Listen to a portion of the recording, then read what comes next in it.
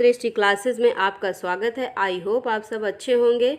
आज हम हिंदी साहित्य एवं व्याकरण से वेरी इंपॉर्टेंट क्वेश्चन लेके आए हुए हैं, जो कि 14 क्वेश्चन हैं। ये आपके पिछले एग्ज़ाम में आए हुए क्वेश्चन हैं और आगे होने वाले जो एग्ज़ाम है वहाँ भी ये क्वेश्चन आ सकते हैं। तो चलिए हम स्टार्ट करते हैं। पहला क्वेश्चन है, हिंदी साहित्य का इतिहास पुस्तक किसके द्वारा लिखी गई है? तो उत्तर है रामचंद्र शुक्ल के द्वारा। दूसरा क्वेश्चन है, राग दरबारी उपन्यास के रचयिता कौन हैं? तो श्रीलाल शुक्ल हैं। तीसरा क्वेश्चन है, प्रभु जी तुम चंदन हम पानी किसकी पंक्ति है? तो ये पंक्ति रैदास की है। 4 नंबर क्वेश्चन है, हिंदी में स्वतंत्र रूप से बोले जाने वाले अक्षर क्या कहलाते हैं? तो वह स्वर कहलाते हैं। 5वां नंबर क्वेश्चन है, स्वयंभू ने किस भाषा को देसी भाषा कहा है? स्वयंभू ने किस भाषा को देसी भाषा कहा है? तो स्वयंभू ने अपभ्रंश भाषा को देसी। नंबर क्वेश्चन है, मोक्ष की इच्छा रखने वाला कहलाता है? उत्तर है मुमुक्ष। मोक्ष की इच्छा रखने वाला मुमुक्ष कहलाता है। 7वां क्वेश्चन है, भावों और विचारों को प्रकट करने वाले मानव मुख से निकले ध्वनि संकेतों को क्या कहते हैं? तो ध्वनि संकेतों को भाषा कहते हैं। 8वां क्वेश्चन है, दक्षिण भारत की सर्वाधिक प्राचीन भाषा है तमिल। प्राचीन भाषा तमिल है। क्वेश्चन है, अर्ध सममात्रिक जाति का छंद है?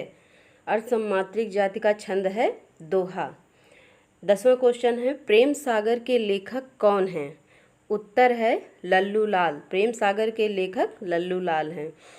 क्वेश्चन नंबर 11 है, बिहारी, बंगाली, उड़िया और असमिया भाषाओं का जन्म कौन से अपभ्रंश से हुआ है? तो ये मागधी अपभ्रंश से हुआ है।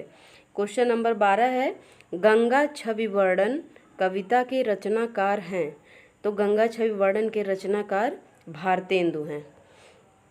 क्वेश्चन नंबर 13 है, भक्ति को रस रूप में प्रतिष्ठित करने वाले आचार्य कौन हैं? तो भक्ति को रस रूप में प्रतिष्ठित करने वाले आचार्य वल्लभाचार्य हैं। क्वेश्चन नंबर 14 है, हिंदी की पहली कहानी लेखिका का नाम है बंग महिला। क्वेश्चन नंबर 15 है, विखंडन की अवधारणा का संबंध किस वाद से है? तो विखंडन की अवधारणा का संबंध संरचनावाद से है। क्वेश्चन नंबर 16 है, देवनागरी लिपि का विकास किस लिपि से हुआ है? तो देवनागरी लिपि का विकास ब्राह्मी लिपि से हुआ है। 19 नंबर क्वेश्चन है, ग्रियर्सन ने किसे देसी हिंदुस्तानी कहा है? तो खड़ी बोली को देसी हिंदुस्तानी कहा है। 20 नंबर क्वेश्चन है, चौपाई के चारों चरणों में कितनी मात्रा होती है? तो चौपाई के चारों चरणों में 16 मात्राएं होती हैं। अगला क्वेश्चन है 21 नंबर, अर्थ के आधार पर वाक्य के कितने भेद होते हैं? तो अर्थ के आधार पर वाक्य के 8 भेद होते हैं। 22 नंबर क्वेश्चन है, पृथ्वीराज रासो किस काल की रचना है? तो पृथ्वीराज रासो आदि काल की रचना है।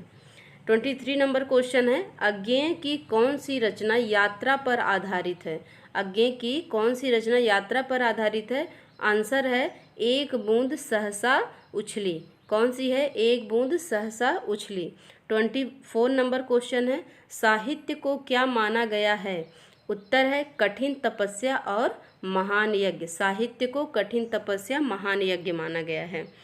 25 नंबर क्वेश्चन है, हिंदी साहित्य के इतिहास के सर्वप्रथम लेखक का क्या नाम है?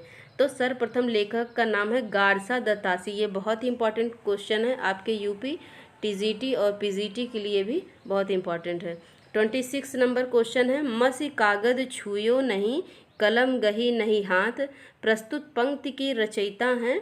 तो कबीरदास। इस पंक्ति के रचयिता कौन है? कबीरदास हैं। 27 नंबर क्वेश्चन है, जीवन में हास्य का महत्व इसलिए है कि वह जीवन को सरस बनाता है।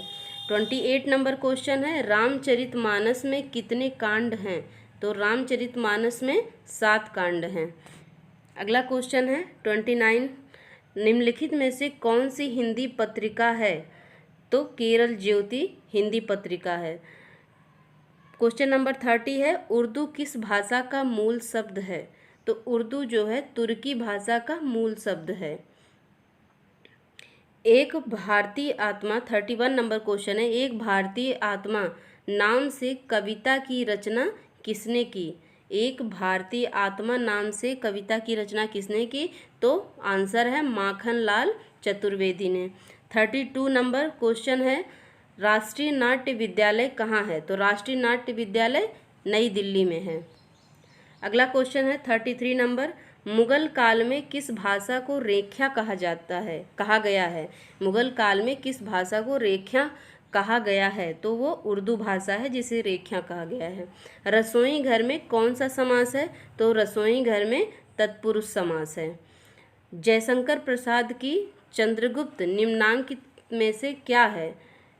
तो ये नाटक है। जयशंकर प्रसाद की चंद्रगुप्त जो है ये नाटक है। 36 नंबर क्वेश्चन है, हिंदी साहित्य के किस भाव को व्यभिचारी भाव कहा जाता है?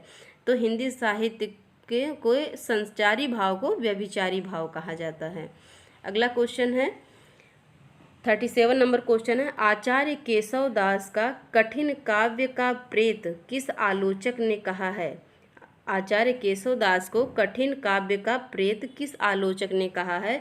तो आचार्य है रामचंद्र शुक्ल। रामचंद्र शुक्ल ने आचार्य केशव दास को कठिन काव्य का प्रेत कहा है।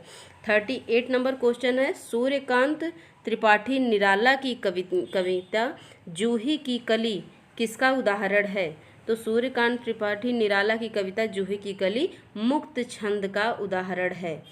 39 नंबर क्वेश्चन है, मुख रूपी चांद पर राहु भी धोखा का खा गया, इन पंक्तियों में कौन सा अलंकार है? तो इसमें रूपक अलंकार है। 14 नंबर क्वेश्चन है, इनमें से सही शब्द कौन सा है? तो श्रृंगार, जो कि हमेशा एग्जाम में पूछा जाता है, श्रृंगार और उज्ज्वल कैसे लिखा जाता है? तो श्रृंगार ये शुद्ध शब्द है। उज्ज्वल जो है इस तरीके से लिखते हैं, ये इस तरीके से एग्जाम में कई बार उज्ज्वल पूछा गया है, जो कि उत धन ज्वल, उसका संधि विच्छेद होता है और त का वह ज हो जाता है और दूसरे वाले में ज आधा रहता है, वो जुड़ जाता है तो दो आधा ज हो जाता है। तो आपका ये 14 क्वेश्चन कंप्लीट हो गया है। अगर आपको हमारा वीडियो अच्छा लगा हो तो आगे भी हम इस तरीके के वीडियो लेके आते रहेंगे। थैंक यू, धन्यवाद।